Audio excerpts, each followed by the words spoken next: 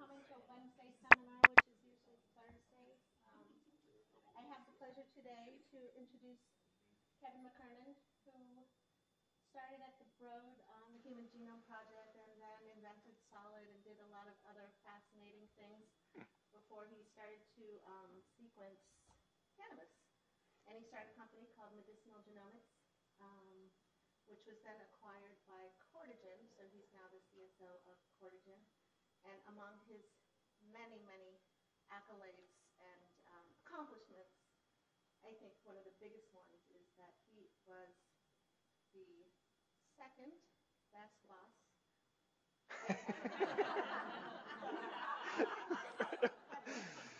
Oh, thank you so much for the kind introduction. Let it be known that when you're no longer Eileen's boss, she will comment on your hygiene and give you dope on a rope soap, to not be smoked, but to be soaked. So I'm very happy to come back to doing a biolabs and talk to you about what we're doing. This is a bit of a serendipitous presentation in that two of our fields that we've been working in have recently merged somewhat unexpectedly. We do a lot of DNA sequencing clinically for patients with epilepsy, autism, and developmental delay. And you've probably seen in the news that many of these patients are sometimes desperately turning to cannabidiol, a non-psychoactive component of the cannabis plant. And I want to just illustrate some of this through one particular patient that wasn't exactly an epilepsy-based patient, but it was variants in genes that are commonly found in epilepsy. So there are some analogies in channelopathies between heart disease, particularly arrhythmias, and in seizures. And in some ways, you have to consider sometimes an arrhythmia as almost a seizure of the heart. It's an electrical misfiring sometimes with calcium and potassium and sodium channels. And these things can create EKGs, which look very similar to what you might see from a multi-channel EEG. So this is one patient that had 3 different types of EKGs that they couldn't drug with calcium channels or beta blockers. It was an idiosyncratic case where the patient was stuck in bradycardia, but it would come and go. And so after a long period of time, we ended up sequencing the whole family, only to discover what type of variants they had that actually led us down a path to using cannabidiol, which we had seen so much success with similar channelopathies in epilepsy. So we do tend to focus on mitochondrial disease, and the only reason I bring this up is that this is where we think cannabidiol is actually targeting. It's a VDAC1 receptor, we believe, although it does have many different targets in the human genome. This is one that we think links many of these together, which is that we're seeing mitochondrial dysfunction in epilepsy, in obviously mito disease, but also in autism and developmental delay. So this is an area where we try to view, it's a portal that we try to view the genome through, which is whenever the Krebs cycle is dysfunctioning, what happens and what pathways can be disturbed by that, so that we tend to focus on those particular genes. And there are, in fact, multiple different genetic indications or contraindications based on different genotypes for epilepsy. So the most common one you may hear of is SCN1A. It's a sodium channel. Okay, this one happens to be a signature for Dravet syndrome, and these patients tend to be drug resistant. They tend to get cycled through about 20 different anti-epileptic drugs. Oftentimes, they resolve them on 3, but a good 30% of them stay drug resistant their entire lives. Now, this is a very dangerous form of epilepsy in that it can lead to SUDEP, which is sudden unexplained death from epilepsy, often thought to be a seizure that hits the brainstem and travels to the heart and seizes the heart. There are other variants.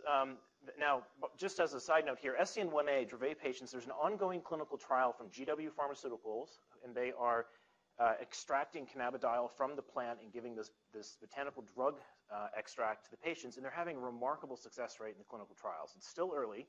The double-blind placebo-controlled trial is just starting, but the open-label one has been seeing a good 30% reduction in seizure rate. 20% of the patients are having complete seizure freedom, which is remarkable. The next closest drug to do this was gabapentin and had about a 1% seizure freedom rate. So it's a very exciting drug in the epilepsy field and seems to be fairly non-toxic. Now, there are other variants we have to keep an eye on whenever we sequence an epileptic patient. GLUT1 variants are usually indicative that you'll respond well to a ketogenic diet. POLG variants, if you combine that with valproic acid, you can end up getting hepatotoxicity. So this is one that's a red flag. If you see any POLG variants, they can have VPA. There are other literature pieces out there about GABA receptors and steripental. I think the real critical thing here is we need to understand the P450 genetics in most patients, because when they're on multiple drugs, there's usually drug-drug interactions. And this is particularly pertinent to CBD. It actually turns off CYP2C19 and CYP3A4 and 5. So if you're on clobazam, you have a problem. Clobazam is a prodrug that requires those same enzymes to get metabolized. So we are seeing some cases of desmethylclobazam elevation in a lot of the patients when they put them on CBD. But this becomes a complex picture when they're on 3 of these different drugs. And then there's a handful of other calcium variants as well that play a role in the change of the phenotype of Dravet. So in all, we sequence 500 genes to get a better picture of this and perhaps help guide patients through the course here of different drugs and what they select. But for this one particular patient that we were going to touch on with heart disease, this was a relatively late onset. It was a 40-year-old male with atrial fibrillation. This was not a structural heart disease in that it was a vegetarian with low cholesterol and second-degree black belt, very in good shape, but prior history of palpitations being brought on by ethanol, caffeine, and stress. This person works at a startup. His day is filled with ethanol, caffeine, and stress. And so this was a clear contraindication and probably wasn't going to go away. But one of the challenges you have in this is capturing this material. If you have to go to the hospital every time and get rigged up to an EKG, you often miss the events.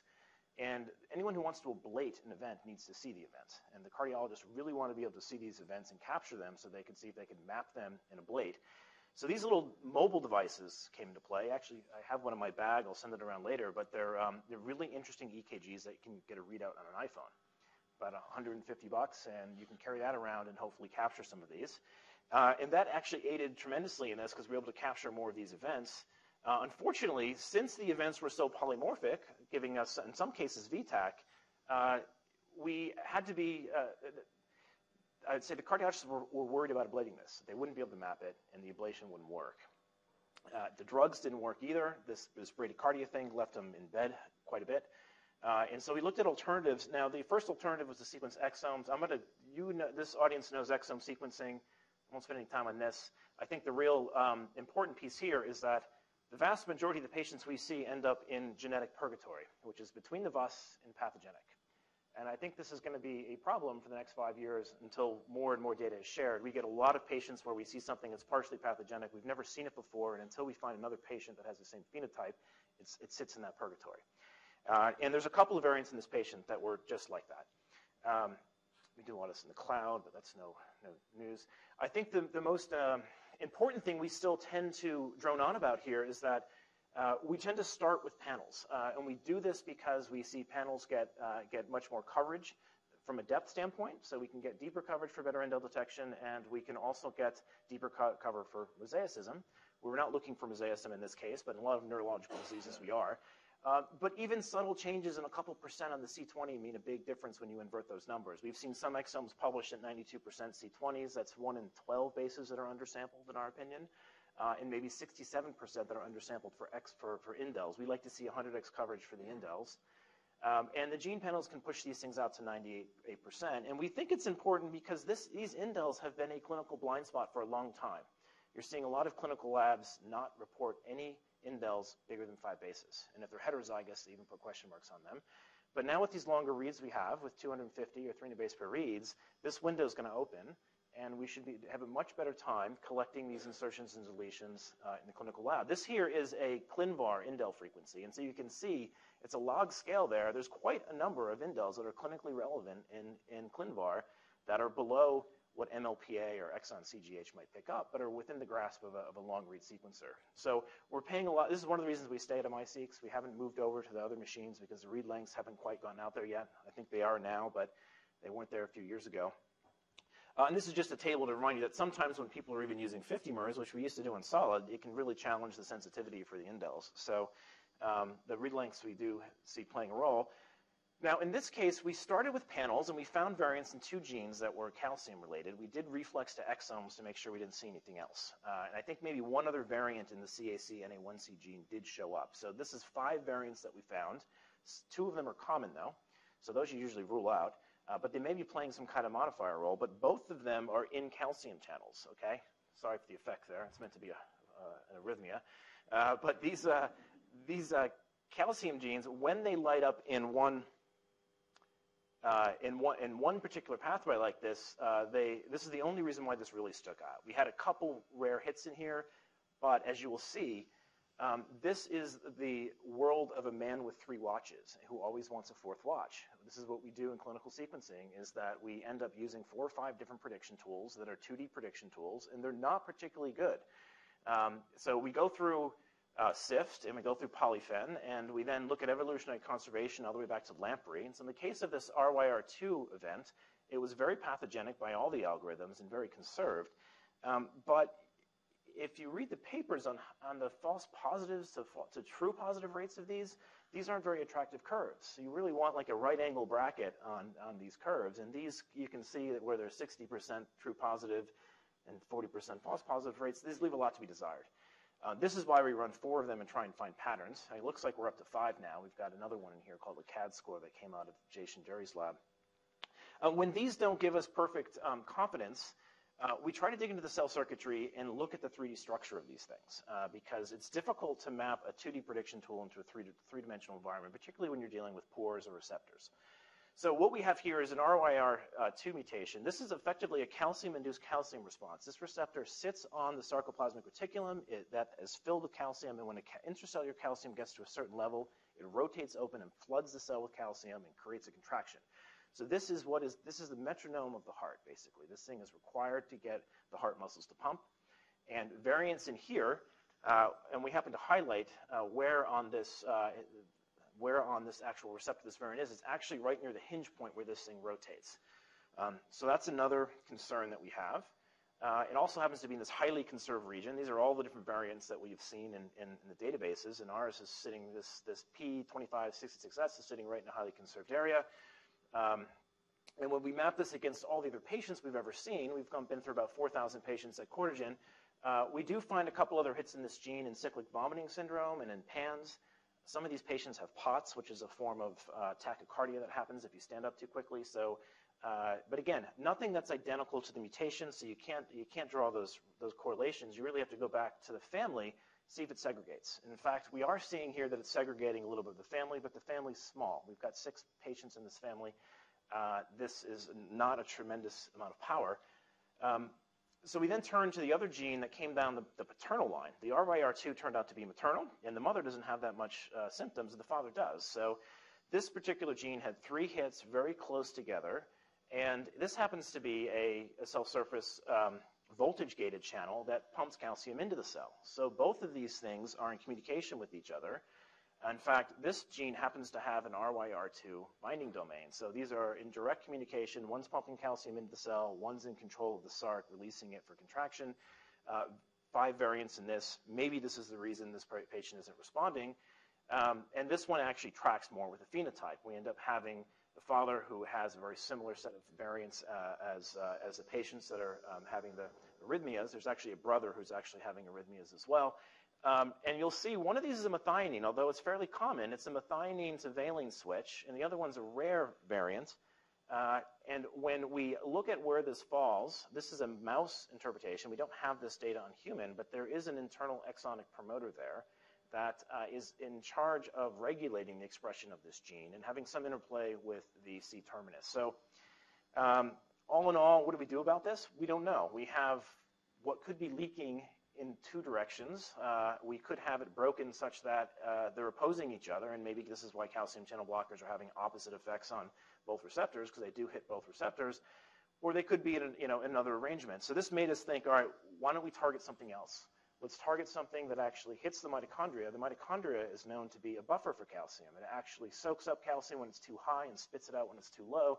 Maybe that's a more attractive approach, and maybe this is what we're seeing in epilepsy. In fact, there are papers that you can dig up that say cannabidiol targets mitochondria, regulate intracellular calcium. It's great stuff from Duncan Ryan's lab. And this leads you down a rabbit hole of a dozen other papers that demonstrate people using this in cardiac arrhythmias.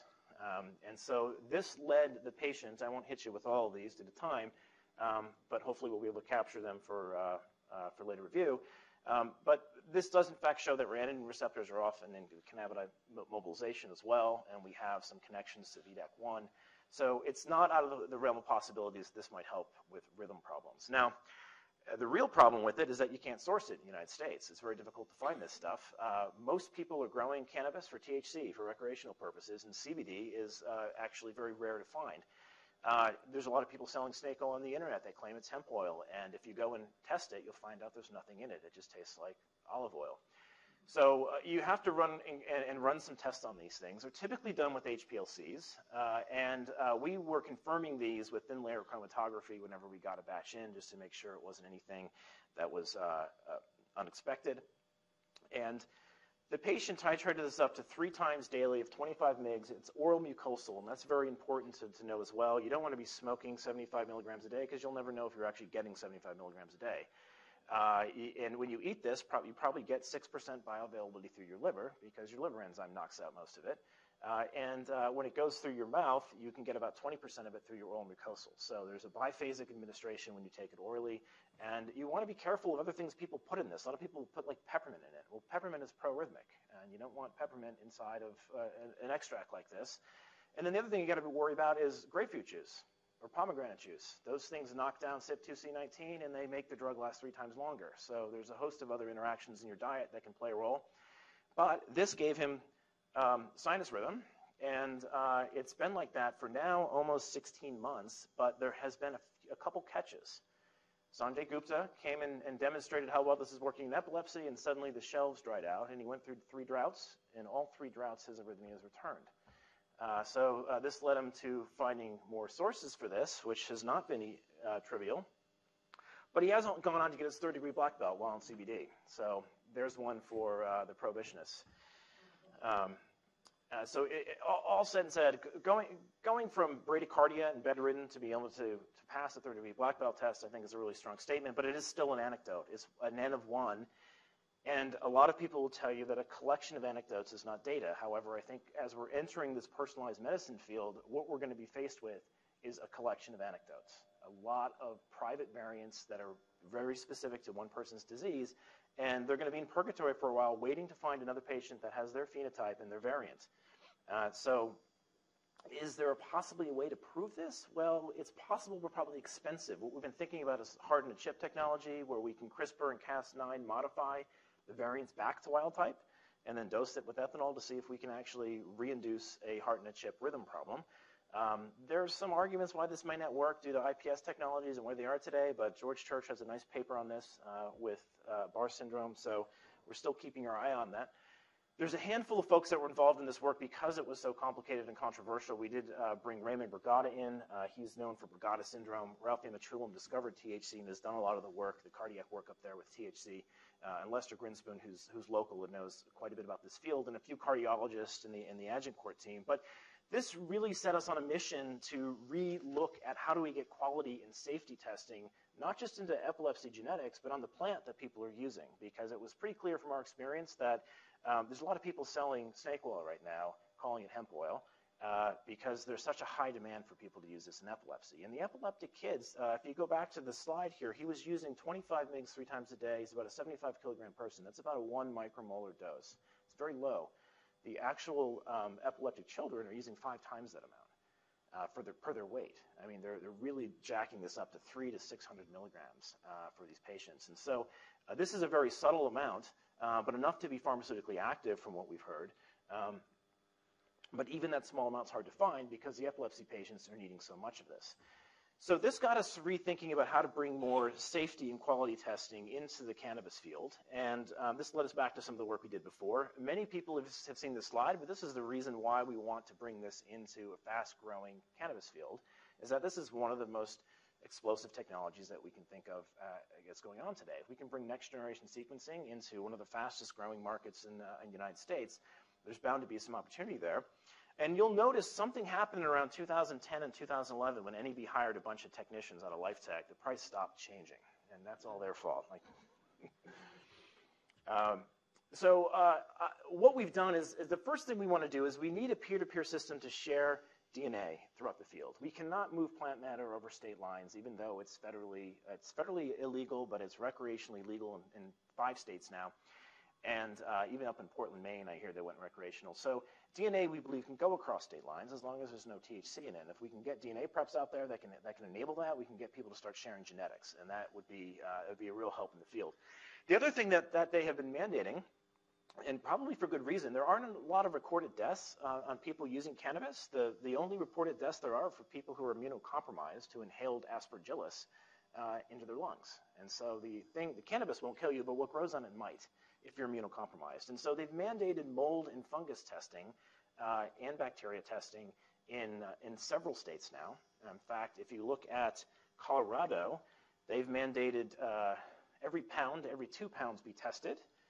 You got to take a gram out of every pound or 2 pounds and put it through a microbiome type of test where you test for E. coli, salmonella, bacteria, and a variety of other yeast and molds. But they're doing about 240,000 pounds a year right now in Colorado alone, and it's growing 20% a year. So there's a large testing market in one state alone that's probably going to migrate to Washington and Oregon and Alaska and DC as those things become live. The other thing that's needed is sex testing in this field, because this plant has male and female plants. It's dioecious. So when it actually, when you plant the seed, you have a 50% chance it's going to be male or female. And the males, they aggressively get rid of. This is like Thelma and Louise on steroids, okay? They don't want males around at all because they pollinate the females, and the females end up stop making cannabinoids, and they start making seeds. And so you can destroy an entire grow with a single male plant. Now, there are 13 federally licensed grow facilities in Canada that have licenses to grow 60,000 plants at a time. One male plant at 60,000 plants. Each of those plants are probably worth $1,000. It's a $60 million grow that a single plant can destroy.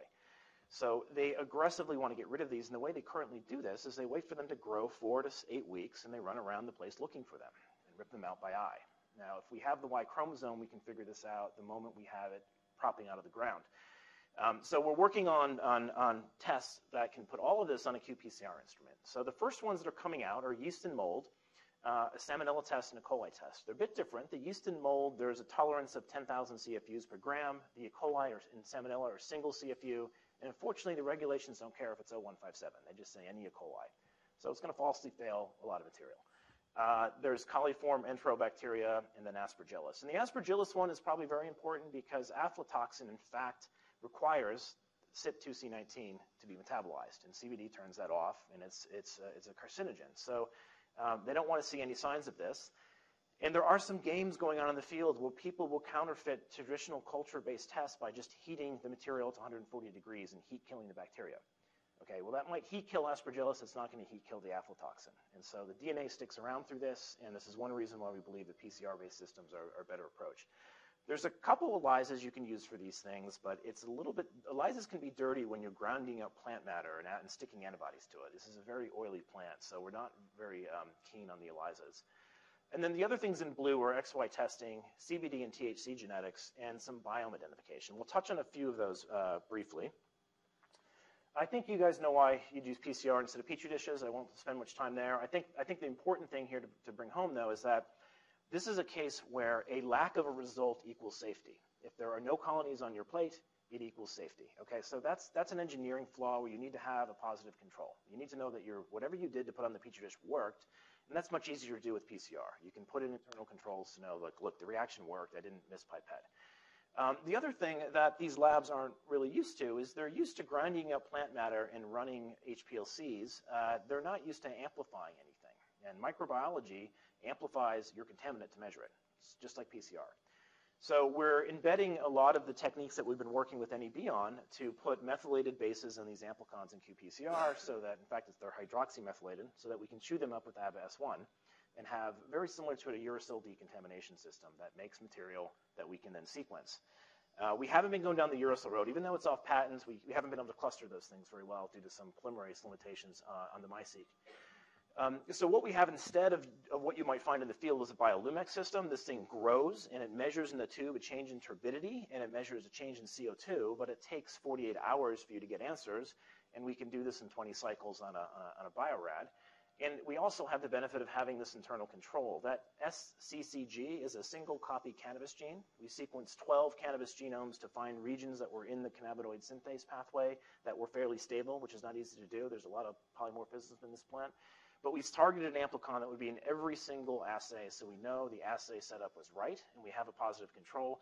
And then we're targeting the ITS regions in yeast and mold. And there's a reason for wanting to target the ITS, which we'll touch on a little bit, but it's a nice microbiome tool in the end.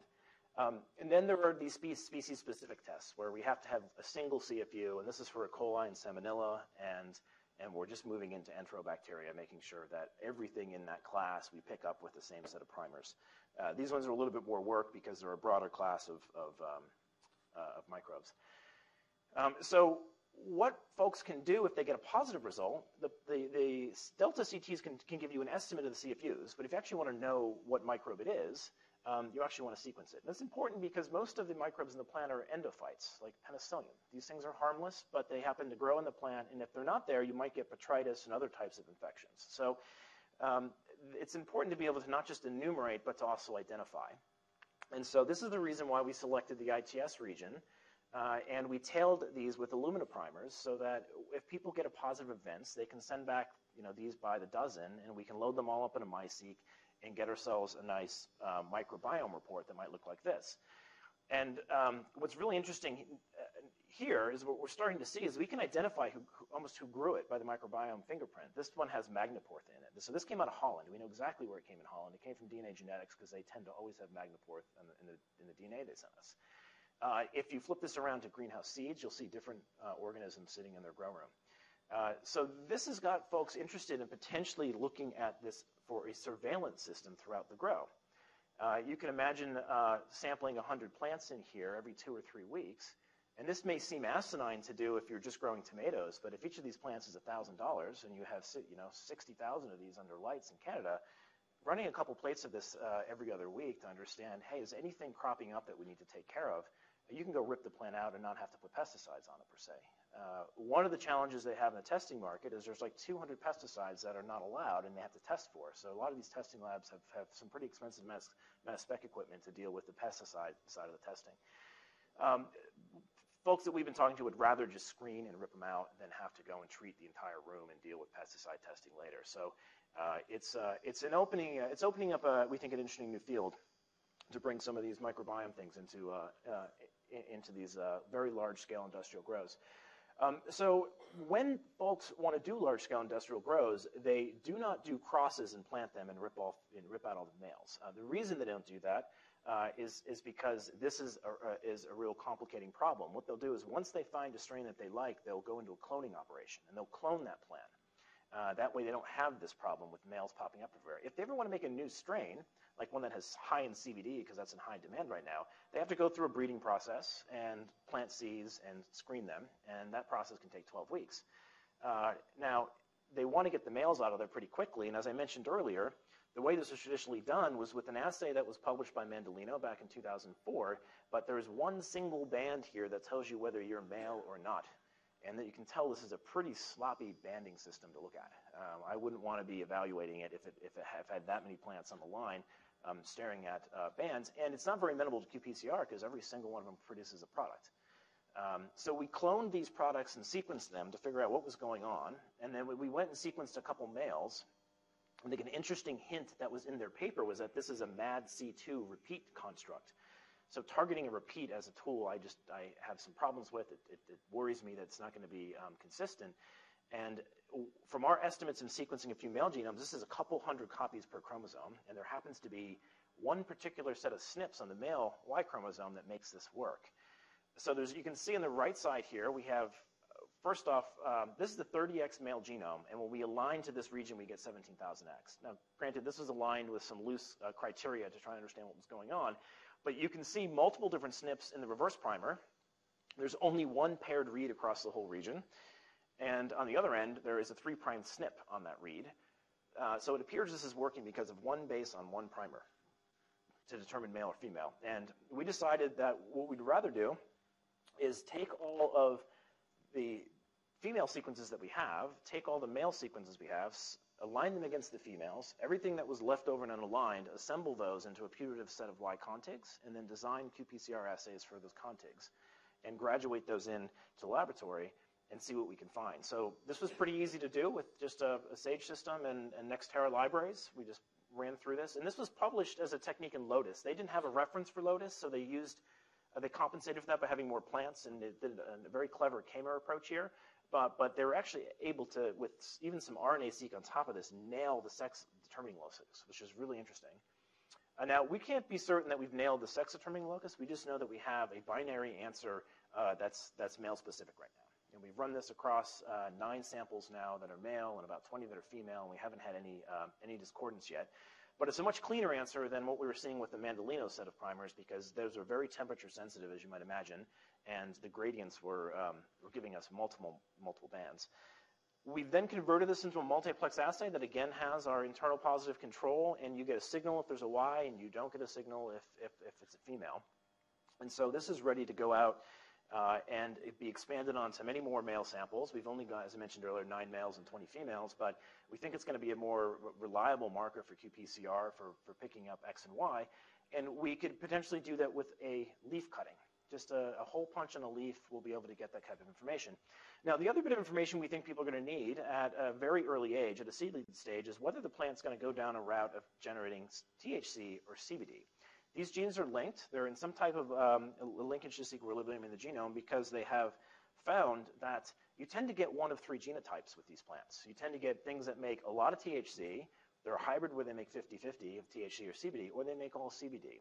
Now, the actual magnitude on that axis of how much CBD or THC they make, another publication has shown that a couple SNPs impact whether you end up being a 25% plant or a 12% plant. But this particular promoter region that Mandolino once again has described, we've gone about, when he described this, he didn't provide the sequences, he just provided some nice primers. We've then cloned those primers after they've been amplified and sequenced them to see what's going on, and we're starting to build assays that would pick this up as well, qPCR. So you can imagine getting a leaf punch very early on, knowing if it's going to be male, female, or CBD and THC, just off of a multiplex qPCR assay. And we will probably go in later and make some SNP-specific assays as well to cover Sirik and Taramis's work, where they showed that you can get very different amounts of THC synthase activity based on certain SNPs that are in the FAD binding domain of that enzyme. So there's a lot of genetics here that can be very helpful for breeders and marker-assisted selection. These are just some of these peaks from high CBD plants and high THC plants. We can actually clone these, sequence them, and design assays for them. And those are under design right now, so those should be probably available in the summertime. Now, the final thing, and one of the biggest things that's plaguing the field is that there is no trademarking in this field, and I don't place any judgment on there other than you can't go to the USPTO with a trademark, and people are renaming plant strains all the time. Many of you may have heard that the Marley family just announced that they're going to do a Marley natural strain of cannabis, and they're probably going to get 3 times the price of anything else, and whenever someone runs out of it, they're just going to rename that strain Marley natural and sell it. And that happens all the time in the field, and the genetic screening that's been done in the field has shown that people are relabeling to whatever they can get the highest value to. So the chain of custody here can be solved with genetics. A lot of people have asked for DNA fingerprints. So where do you put DNA fingerprints of a plant that the trademark office won't accept? We've decided the best place is not necessarily NCBI for this, but to actually load these things into the Bitcoin blockchain, because the Bitcoin blockchain instantly takes data and replicates it to 1 million different computers at once, and it's the largest supercomputer homing there is right now, and it has a financial motive to exist of a couple $2 billion of transactions going on in a day. So this is a very interesting play that we're thinking about doing. Well, we would take a RADseq library to get us maybe 100,000 SNPs off the genome. We would take those, we'd use those SNPs to draw a phylogenetic map, and also just as a sort of general fingerprint for that strain. And then if folks wanted to submit this with any meta information, we would help them submit an entry into a Bitcoin blockchain that would prove that this data exists at a particular time.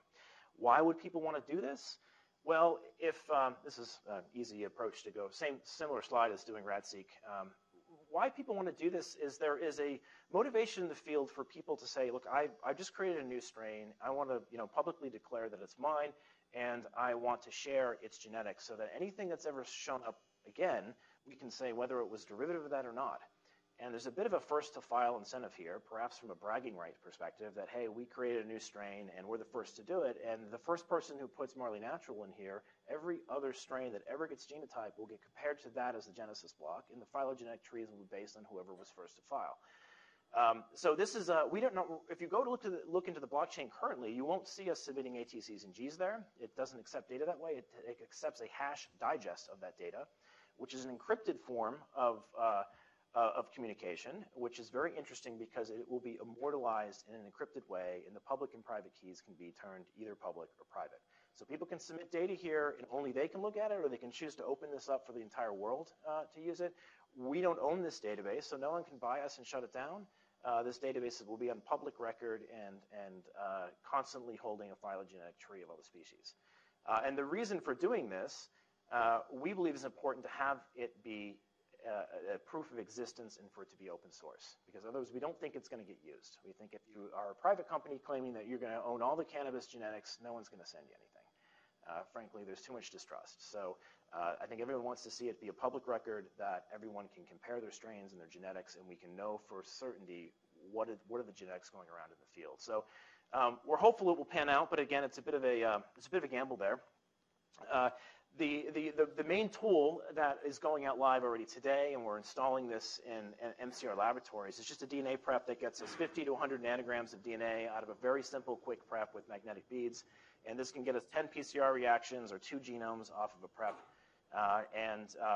It's gauged to work with all of those mold testing techniques, but it's very field portable. You can do this on your kitchen counter if you had to. And it generates very nice Nextera libraries for sequencing, and we know it has absolutely no cannabinoids in it, so we believe it's safe to go in the mail. So there's a handful of folks that jumped on this as well. There's a few folks from the Solid team, you might recall, that have jumped on here and helped us get all these assays up and running. We've had a lot of helpful communication from MCR, Workshop, Tilray, and of course the people here at New England Biolabs have helped us design many of these assays for qPCR. And it's been a great collaboration because we've been able to pound through 4 or 5 different assays in 6 months, and it's all been working very well. And we've had some other esoteric forms of funding here. We've had a few reggae bands help us out, which has been really fun. They gave us free music and helped promote an iPad app that we got probably enough money off this iPad app to sequence a couple other genomes off of it. So it doesn't say much because genomes are so cheap to sequence these days. But and there have been some people throwing bitcoins around at us for some of the work, but it's all I think it's all more like a tipping jar than anything else. So with that, I'll just leave it for questions.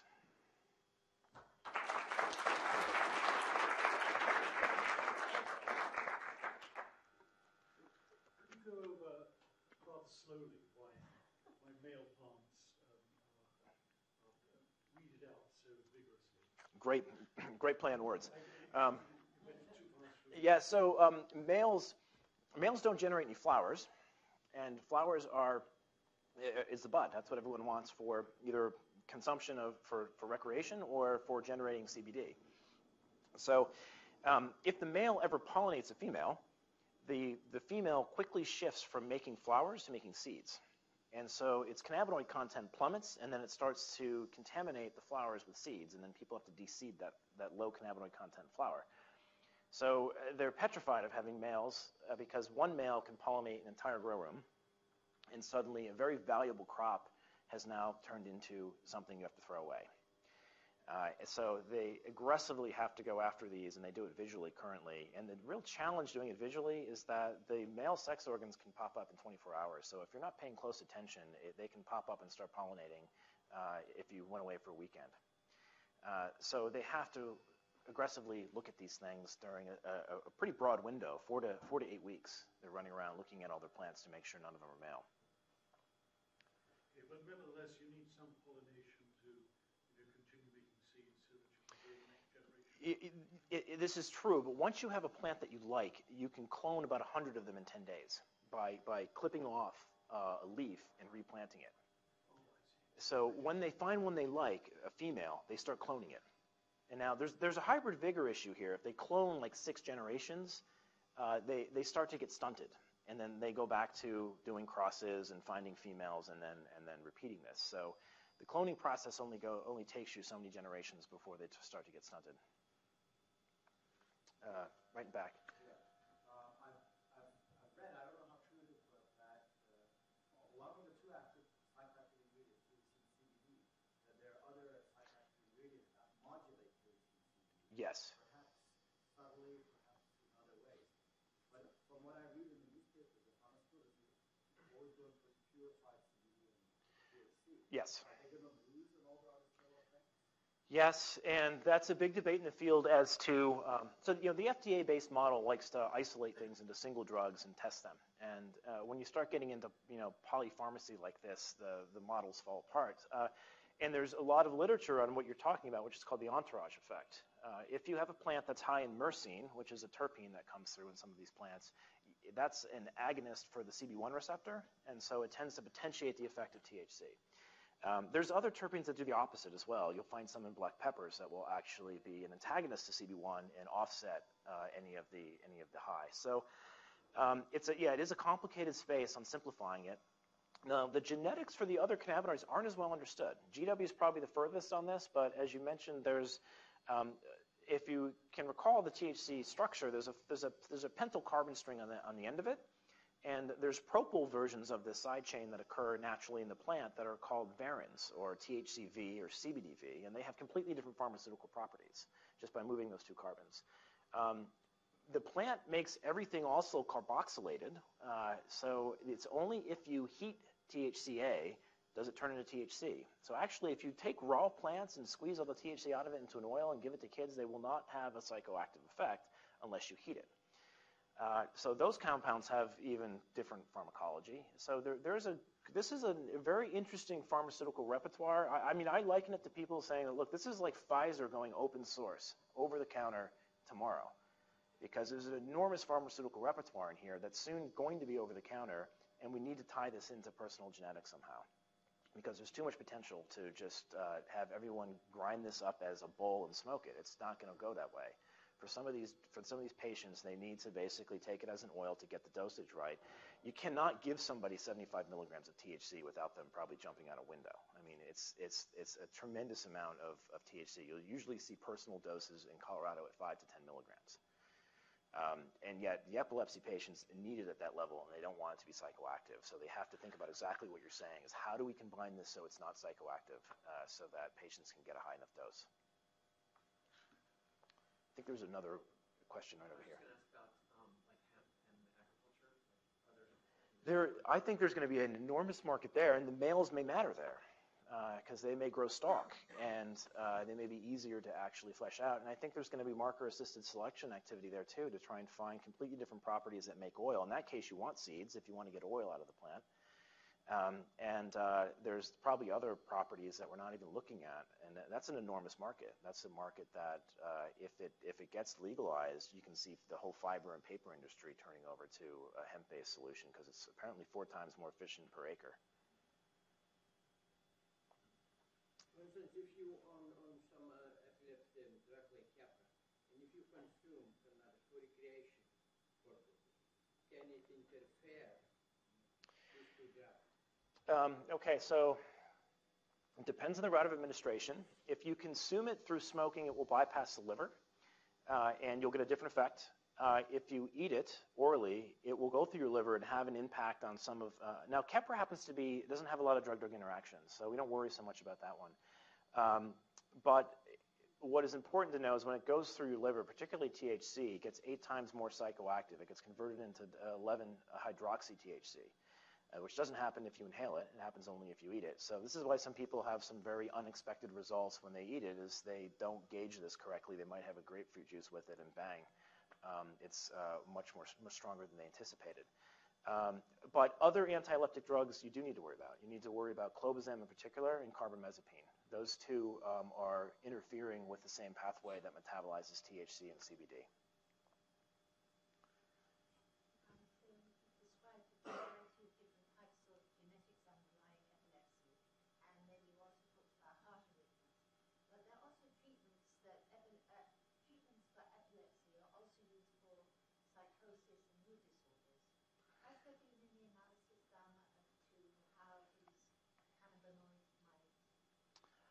So there's a very active, it's a good point. So we haven't been getting patients of that flavor just based on, the way that we're selling our tests are into epileptologists who probably aren't handling psychiatric cases like schizophrenia. But there's a lot of data on Alzheimer's disease, Parkinson's disease, and schizophrenia having the endocannabinoid system play a very important role. There's a paper that came out just this week showing that low dosages of cannabidiol have a bigger impact on Alzheimer's disease and THC. Everyone was focusing on THC for Alzheimer's for a while, and this paper kind of changed that and suggested that the CB2 receptors are more pertinent. So for those who aren't familiar with the two dominant cannabinoid receptors that are out there, there's CB1, which is responsible for the euphoria and is mostly in the brain, and there's CB2 that's in your immune system.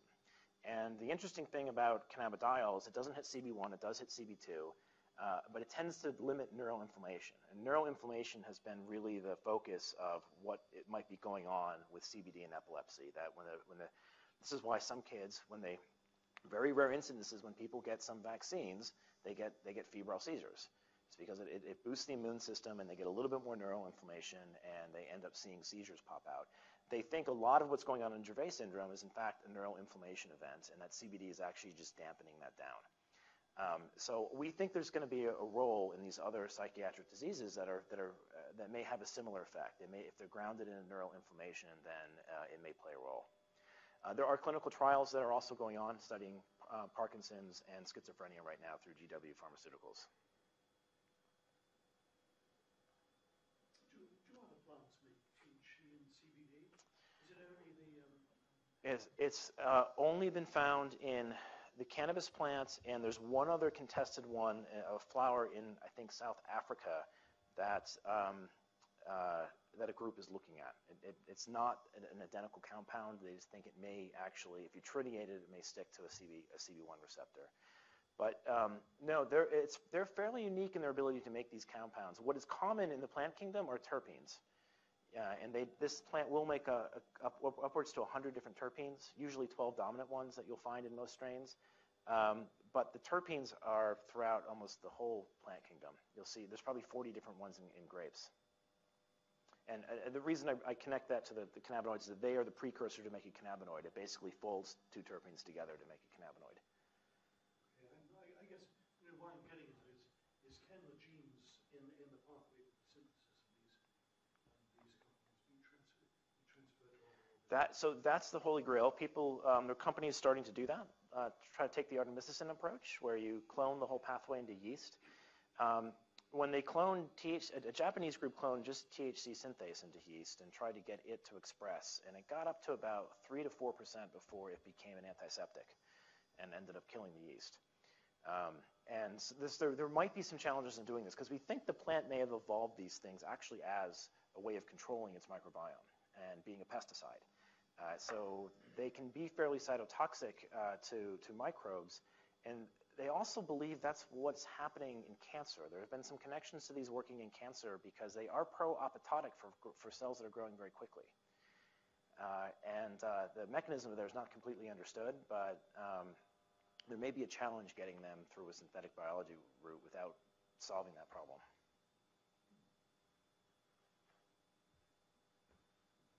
Not a chemist, but can these components be synthetically? Yes. And it's a great question because they've been to market under the trade name Marinol. You have to be, they're often, when they're done synthetically, they're racemic. The plant is stereospecific. So there's a minor issue there. But as the other gentleman asked, people have not been reporting the same response rate when they take individual compounds. And Marinol was something that you swallowed. So people had this kind of erratic response based on their diet, I think, that they would get either overly dosed or underdosed because they couldn't judge getting it through their GI. So I think some of these other compounds of the plant may aid in managing that, or they'll find other routes of administration. They're seeing a lot of work being done transdermally right now. They're making like nicotine patches, except with THC or CBD in them, and those go venously through your skin, and it's a much smoother or more predictable dosage path than going through your liver.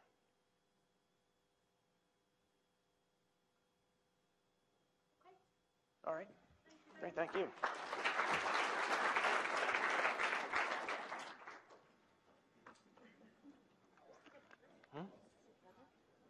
It is. Oh, the initials. Yeah. Yeah, I should pull it out. He's consented, but Well, I'm assuming so.